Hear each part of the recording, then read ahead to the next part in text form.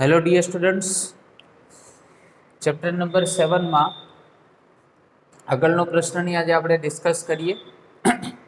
LCR શ્રેણી પરિપથ માટે અનુનાદની તીક્ષ્ણતા માટેનું સમીકરણ મેળવો અને તેની બેન્ડવિડ્થની સમજૂતી આપો। સૌપ્રથમ તો એલસીઆર શ્રેણી પરિપથ માટે મહત્તમ પ્રવાહના સૂત્રની આપણે ચર્ચા કરેલી। તો એલસીઆર श्रेणी परिपथ माटे महत्तम प्रवाह IM इज इक्वल टू शू थाय तो VM divide by modulus of Z। Modulus of Z एनी जग्याए Z ने आपणे इम्पीडन्स कहता था अने LCR એટલે કે ઇન્ડક્ટર, કેપેસિટર અને રેઝિસ્ટર આ ત્રણેય કમ્પોનન્ટ તમને આપેલા છે। એના માટેનું સૂત્ર તમે લખી શકો R² plus XL minus XC એનો હોલ સ્ક્વેર। થોડું વધારે સાદું રૂપ આપીએ તો √R², આને તમે કહી શકો ω0L -1/ω0C એનો હોલ સ્ક્વેર। અને અનુનાદ વખતે આ બંને કિંમતો સરખી થતી હતી એટલે કે XL અને XC એ બંને એક સમાન થાય, જે આપણે લાસ્ટ લેક્ચરમાં ડિસ્કસ કરેલ। બરાબર, જ્યારે આ બંને એક સમાન થાય ત્યારે તમને IM નું જે મૂલ્ય છે એ VM ડિવાઇડ બાય R ના સ્વરૂપમાં મળે। બરાબર, અહીંયા સુધીની આપણે ચર્ચા કરેલી। તો આવી જે અનુનાદની તમને તીક્ષ્ણતા મળે છે એના માટેનો એક આલેખ અહીંયા દર્શાવેલો છે। આલેખની અંદર જે એક્સ અક્ષ ઉપર હોય છે તે આપણે ω0 કે અનુનાદની કોણીય આવૃત્તિ હોય, જે હંમેશા રેડિયન પર સેકન્ડમાં હોય, અને અનુનાદની તીક્ષ્ણતા માપવા માટે નો મહત્તમ પ્રવાહ એટલે કે IM જે એમ્પિયરમાં મેજર થાય છે તે હંમેશા y અક્ષ ઉપર હોય। બરાબર, તો આવી અનુનાદની તમારે તીક્ષ્ણતા માપવી છે તો એના માટેનું સૂત્ર IM બરાબર VM/Z આ સ્વરૂપે તમે સૂત્રનો ઉપયોગ કરી શકો। અને આવી અનુનાદની તીક્ષ્ણતા માપવા માટે આજે તમને આલેખ આપેલો છે, આ આલેખ સમમિતિના સ્વરૂપમાં છે। સમમિતિ એટલે શું? વચ્ચેથી અહીંયા જ્યારે આને કટ કરવામાં આવે ને બે સરખા ભાગ કરવામાં આવે, વચ્ચેથી આને આ આલેખને કટ કરવામાં આવે તો આ લેફ્ટ હેન્ડ સાઈડનો ભાગ અને આ રાઈટ હેન્ડ સાઈડનો પાર્ટ છે બંને કેવા રહે? એક સમાન જ રહે। જો અહીંયાથી વચ્ચે કટ કરવામાં તો બંને આલેખ કેવા દેખાય છે? સરખા દેખાય છે। તો આ આલેખ એક સમમિતિનું સ્વરૂપ આપણે દર્શાવે છે અને સમમિતિના સ્વરૂપમાં આપણે એની બે જુદી જુદી આવૃત્તિ એની આપણે ડિસ્કસ કરવાની છે। એમાં લેફ્ટ હેન્ડ સાઈડનો જે ભાગ છે એના માટે આ લેફ્ટ હેન્ડ સાઈડનો ભાગ છે એના માટે ની અનુનાદી આવૃત્તિ એને ω1 કહીએ, ω0 પ્લસ ડેલ્ટા ઓમેગા સ્વરૂપે દર્શાવીએ, અને આ રાઈટ હેન્ડ સાઈડનો ભાગ છે એને ω2 is equal to ω0 minus delta omega વડે દર્શાવી। ω1 અને ω2 એ બંનેનો ડિફરન્સ લઈએ જેને આપણે ડેલ્ટા ઓમેગા કહીએ। ω1 minus ω2 is equal to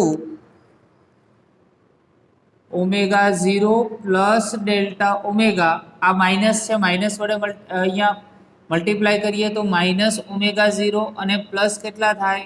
delta omega, આ બંને કેન્સલ, તો આન્સર આવ્યો આપણી જોડે 2 ડેલ્ટા ઓમેગા।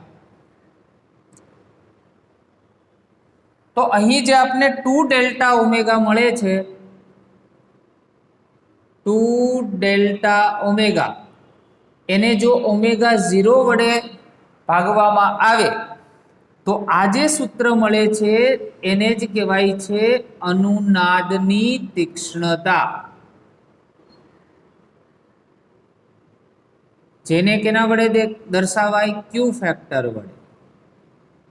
આ જ ક્યુ ફેક્ટર છે. આના વડે જ અનુનાદની તીક્ષ્ણતા તમે માપી શકો. ફરી એકવાર એક્સ અક્ષ ઉપર આપણે ઓમેગા 0 લેવાનું છે અને વાય અક્ષ ઉપર આપણે એનો મહત્તમ પ્રવાહનો કંપ વિસ્તાર લેવાનો છે, આઈએમ. બરાબર? એનો આપણે આલેખ દર્શાવવાનો છે. અનુનાદ હંમેશા ક્યાં મળે આપને? તો આ પોઈન્ટ ઉપર મળે, 1 ઉપર. જુઓ, ત્યાં મેક્સિમમ હોય કંપ વિસ્તાર. અહીંયા અનુનાદ હંમેશા જનરેટ થતો હોય. બરાબર?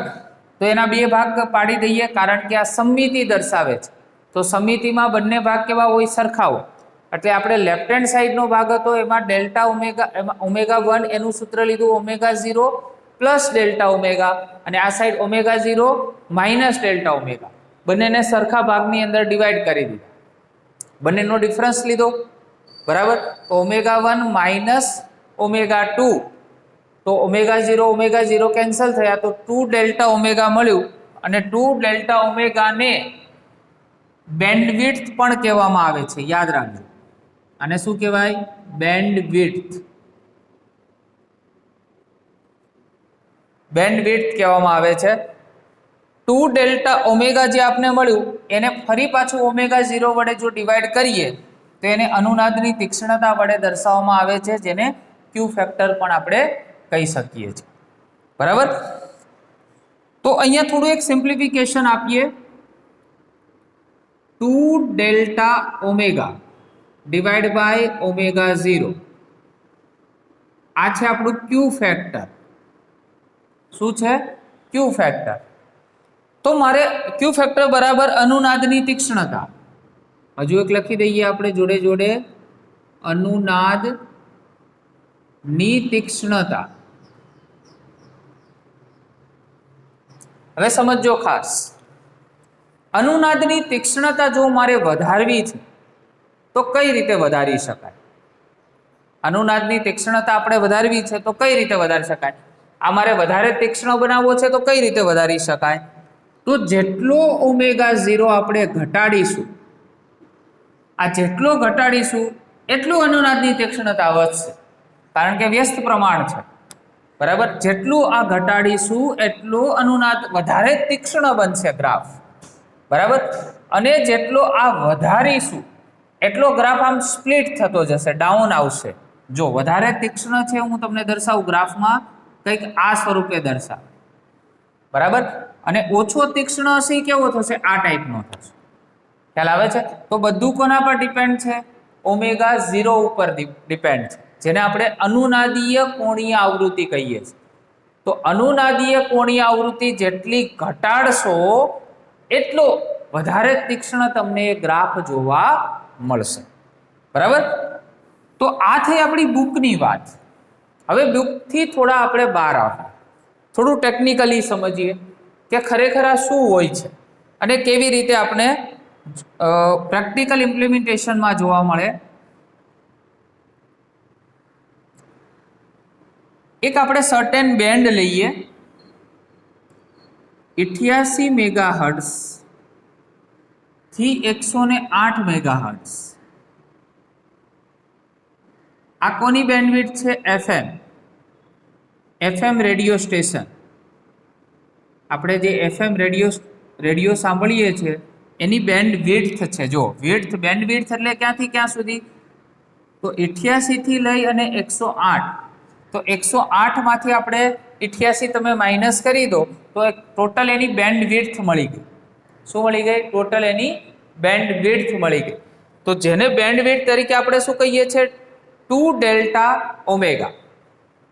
હવે ધારો કે આને હું ડિવાઈડ કરું, આને જો સમમિતિના સ્વરૂપમાં બનાવું તો આ સાઈડનો જે ભાગ થયો એને આપણે ઓમેગા 1 કહીએ, જેને આપણે કોના સ્વરૂપે દર્શાવેલું છે?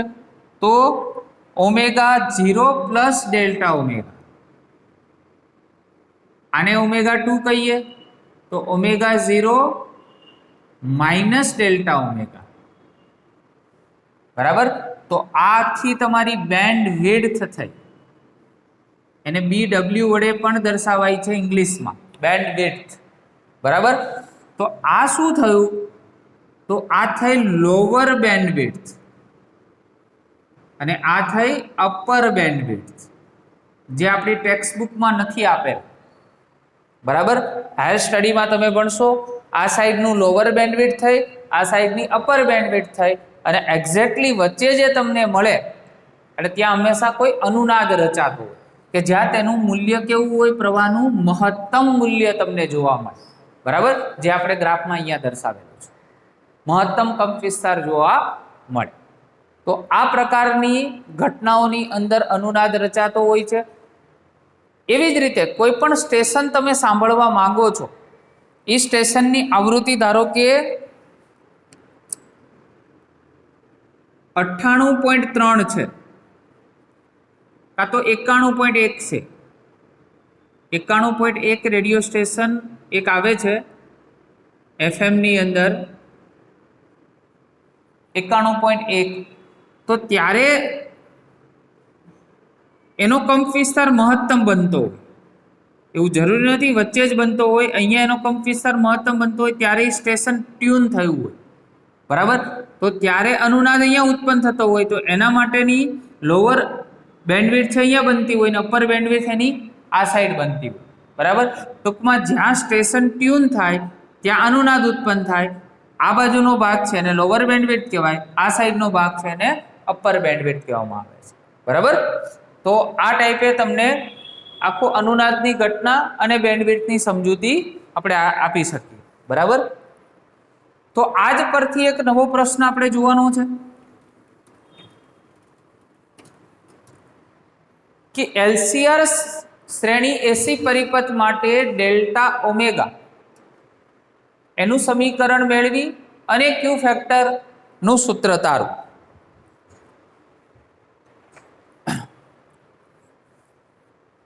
તો ω1 is equal to ω0 plus delta omega, એટલે આપણે લેફ્ટ હેન્ડ સાઈડનો ભાગ લીધો છે. ત્યારે ધારી લઈએ કે પ્રવાહનો કંપ વિસ્તાર તમને મહત્તમ જોવા મળે છે અને એ દરમિયાન IM નું સૂત્ર Imax ડિવાઇડ બાય √2 જેટલું થાય. તો IM બરાબર તો આપણે સૂત્ર જાણીએ છીએ, I બરાબર V/R, ઓહમનો નિયમ. પણ R ની જગ્યાએ અહીંયા શું લઈશું આપણે? Z ઇમ્પિડન્સ લઈશું, કારણ કે Z ના 3 મૂલ્ય છે અહીંયા, R ના સ્વરૂપમાં, L ના સ્વરૂપમાં અને C ના સ્વરૂપમાં. તો Vm ડિવાઇડ બાય Z છે, તો Z ની જગ્યાએ R² plus ω0L minus 1/ω0C એનો હોલ સ્ક્વેર. તો Imax √2 is equal two I ની જગ્યાએ ફરીથી Vm ડિવાઇડ બાય R, √2 આપણે લખી શકીએ કારણ કે I ની જગ્યાએ V/R અને √2 તો ઓલરેડી હતા જ. અને આ જે સૂત્ર છે એ આપણે ઇમ્પિડન્સના સ્વરૂપમાં લખવું હોય તો Vm અને √R² પ્લસ ω0 ની જગ્યાએ લખીશું આપણે ω1. કેમ ω1 લખીશું? કારણ કે આપણે અહીંયા ω1 બરાબર ω0 પ્લસ ડેલ્ટા ઓમેગા માટે આખી થિયરી બરાબર એને પ્રૂવ કરવાની છે, એટલા માટે ત્યારે કંપ વિસ્તાર મહત્તમ બને છે એટલા માટે. ચલો હવે આ બંનેને સામસામે સરખાવીએ તો આનો નીચેનો ભાગ એટલે કે √R² plus ω1L minus 1/ω1C એનો whole square is equal to શું થાય?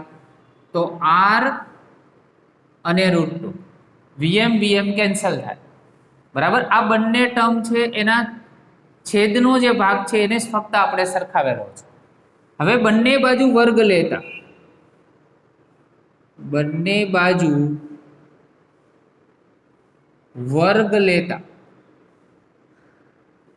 ચલો બંને બાજુ વર્ગ લો તો R² plus ω1L minus 1/ω1C એનો હોલ સ્ક્વેર.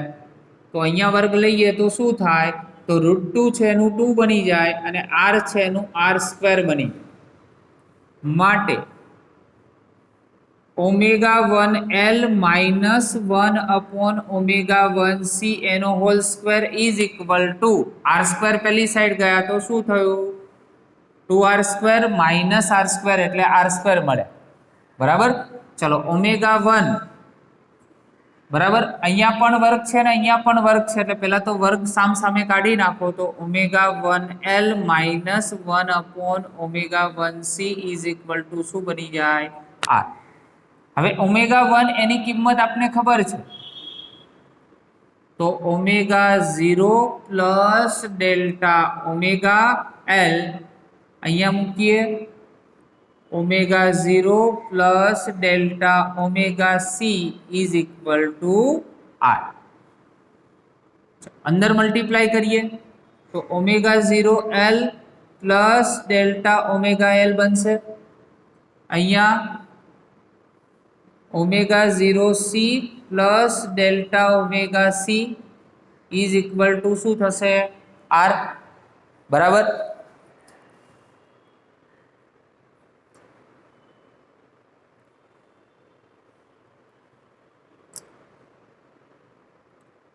આ જે ટર્મ તમને આપેલું છે એમાંથી ω0L, જો આ બંનેમાંથી L તો કોમન નીકળે છે, તેમ છતાં હું ω0L ને કોમન કાઢું છું. ω0L કોમન નીકળ્યા તો અહીંયા 1 પ્લસ ડેલ્ટા ઓમેગા, L તો કોમન નીકળી ગયા, પરંતુ આપણે ફોર્સફુલી ડેલ્ટા ઓમેગાને ω0 ને કોમન કાઢ્યા હતા, એટલે અહીંયા ω0 વડે શું કરવા પડે?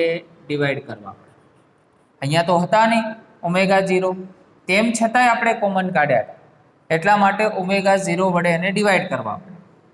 સેમ એવી જ વસ્તુ અહીંયા કરવાની છે, ω0C ને કોમન કાઢવાના છે, એટલે અહીંયા તો 1 રહેશે, અહીંયા ડેલ્ટા ઓમેગા અને આ C એ તો કોમન નીકળ્યા, પણ આપણી જોડે ω0 નતા, તેમ છતાંય કોમન કાઢ્યા, એટલે ω0 વડે શું કરવા પડે?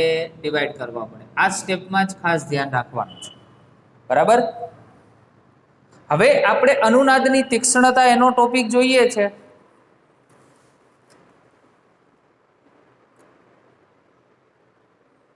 માટે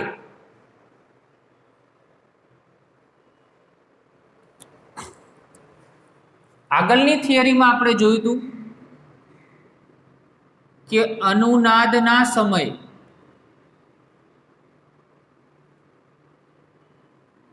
બે વસ્તુ સરખી થાય, કઈ? XL is equal two XC. હવે XL is equal two XC લખીએ તો એનો મતલબ તમે એવું કહી શકો કે ω0L is equal two 1/ω0C. આ ઇન્ડક્ટિવ રિએક્ટન્સ અને આ કેપેસિટિવ રિએક્ટન્સ એ હંમેશા બંને સરખા થાય.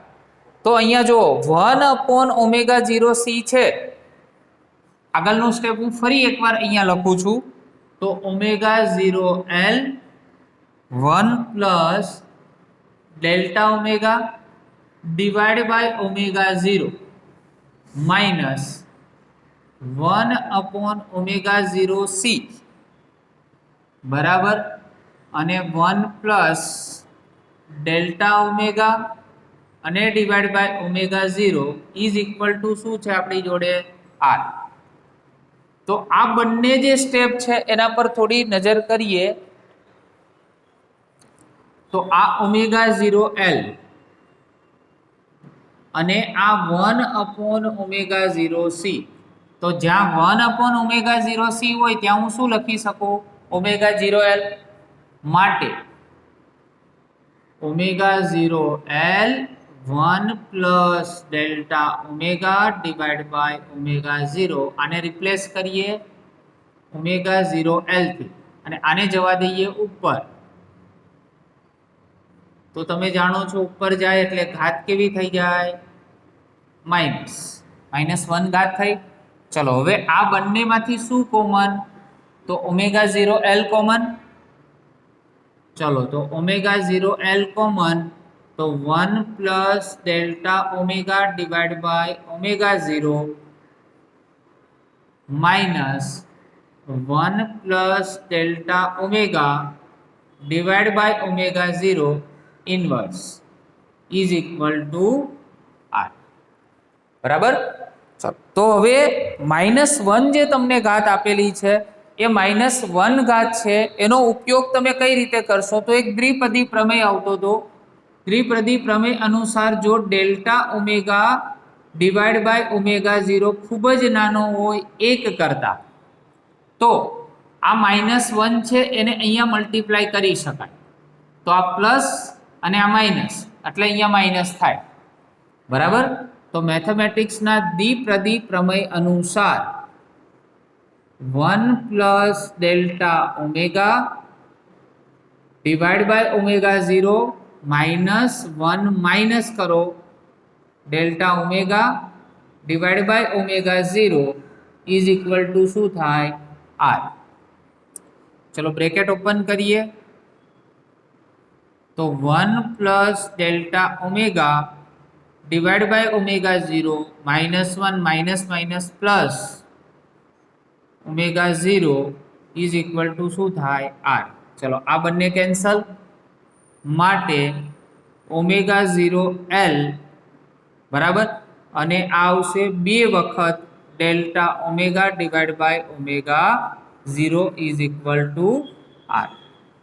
ओमेगा 0 शू थया कैंसल बराबर अने डेल्टा ओमेगा नु मारे सूत्र मेळववुं होय तो आ 2l क्या जता रहे नीचे तो r डिवाइड बाय 2l आ तमने मळ्युं डेल्टा ओमेगा बराबर एनु समीकरण r डिवाइड बाय 2l तो आपणे प्रूव कर्युं डेल्टा ओमेगा नु सूत्र बराबर। आगळ जे प्रमाणे आपणे वात करी ए प्रमाणे जो तमारे क्यू फेक्टर नु सूत्र मेळववुं होय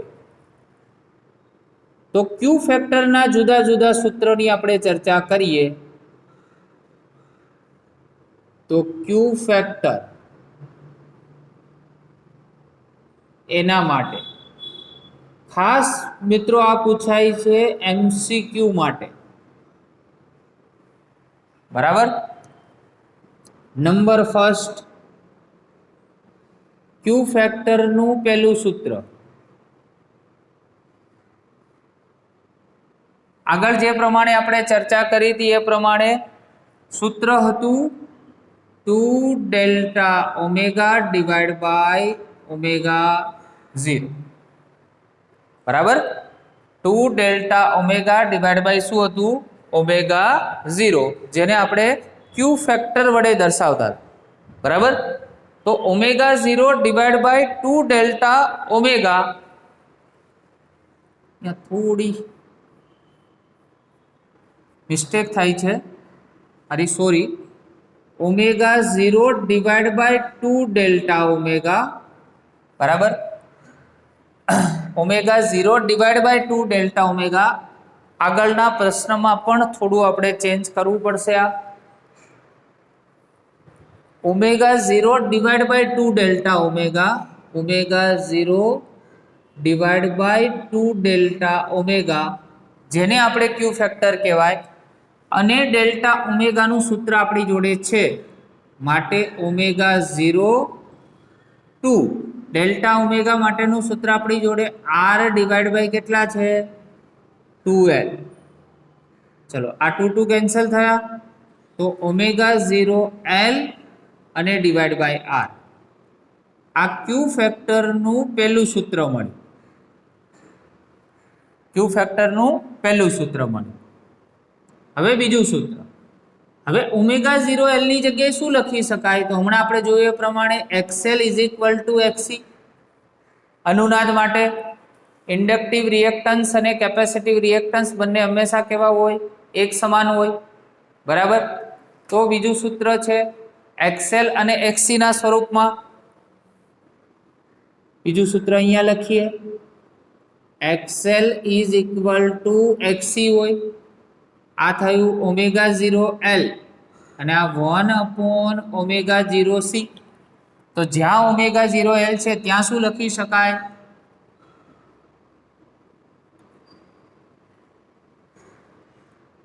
1/ओमेगा 0 सी अने आर बराबर। अने त्रीजू सूत्र क्यू फैक्टर नु त्रीजू सूत्र 1/r अंडर रूट L/C. 3 સૂત્ર યાદ રાખવાના છે. ત્રણેયને થોડા બાયફર્ગેટ કરીએ. જો તમને ઇન્ડક્ટર અને રેઝિસ્ટર એટલે કે અવરોધ આપેલો હોય, L અને R આપેલો હોય તો આ સૂત્ર યુઝ કરવાનું. જો તમને કેપેસિટર રેઝિસ્ટર આપેલો હોય તો આ સૂત્ર ઉપયોગ કરવાનો. કેપેસિટર આપેલું હોય તો આ યુઝ કરવાનું. જો ત્રણેય વસ્તુ આપેલી હોય, અવરોધ, ઇન્ડક્ટર અને કેપેસિટર, તો આ સૂત્ર વાપરવાનું. MCQ માટે મોસ્ટ ઇમ્પોર્ટન્ટ છે. JEE નીટ અને ગુજકેટ ત્રણેયના MCQ માટે ખૂબ જ અગત્યનું એવું સૂત્ર ક્યુ ફેક્ટરનું, બરાબર. અને જે આગળના સૂત્રની અંદર થોડી મારી મિસ્ટેક થઈ હતી, ત્યાં થોડું આપણે કરેક્શન બેટા કરી દઈશું. અહીંયા આપણે ω0 ડિવાઈડ બાય 2 ડેલ્ટા ઓમેગા આવશે, બરાબર, જે અનુનાદની તીક્ષ્ણતા જેને કહીશું. અને અહીંયા ડેલ્ટા ઓમેગાનું જે આપણે સૂત્ર મેળવ્યું છે R ડિવાઈડ બાય 2L, જે મૂકીને જ આપણે પહેલું સૂત્ર તાર્યું. એના પરથી XL બરાબર XC તો આપણે જાણીએ જ છે, અને એના પરથી બીજું સૂત્ર તાર્યું. અને આ બંનેનું કોમ્બિનેશન કરી અને ત્રીજું સૂત્ર આપણે યાદ રાખવાનું છે ડાયરેક્ટ 1/R√L/C. એટલે જો ઇન્ડક્ટર આપે તો પહેલું સૂત્ર, કેપેસિટર આપે તો બીજું સૂત્ર, ઇન્ડક્ટર અને કેપેસિટર અને અવરોધ ત્રણ વસ્તુ તમને આપે સાથે તો ત્રીજું સૂત્ર તમે ક્યુ ફેક્ટરનું સૂત્ર યુઝ કરી શકો. Okay, thank you very much.